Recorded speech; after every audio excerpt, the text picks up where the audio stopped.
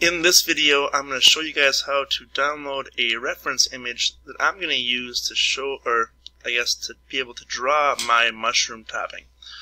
Mushrooms are a little bit more difficult to draw, so it's not really a geometric shape, so I'm going to use a reference image just to be able to trace. So to do that, I'm going to go into Google Chrome, which I already have one opened up here, and I'm going to open this piece. I've already searched this, so I'm actually going to close this piece out. But what I would do is, in my search bar here, type in mushroom, search it, go to images, and I'm going down to find one that looks like a mushroom that would be on a pizza topping. So sliding down the piece, or sliding down the page, until I find one that looks appropriate. And then once I do, I'm going to select it, and from there I'm going to go to Visit, which takes me to the page, and I'm going to click and drag and drop into a folder once I window this, and then go over here to Windows Explorer, or you go to your H drive into your 6th grade IT. I'm going to go into my Windows Explorer, onto my desktop, into my 6th grade IT. Once I'm here, you guys should see 6th grade IT. Over on the side here, it'll be on your H drive over here to the left.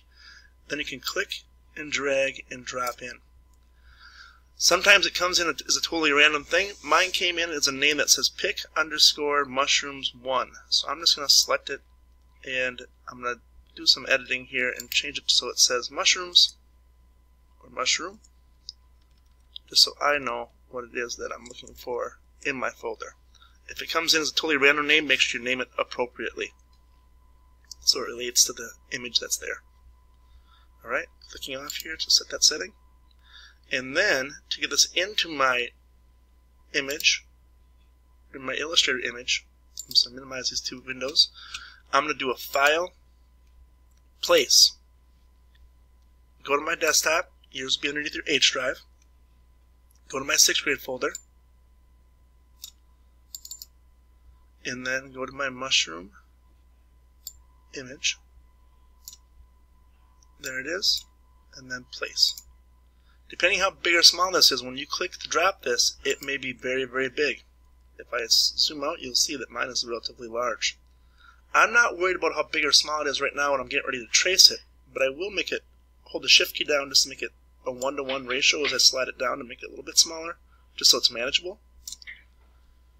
And then I am ready to start tracing this image. Thanks for watching.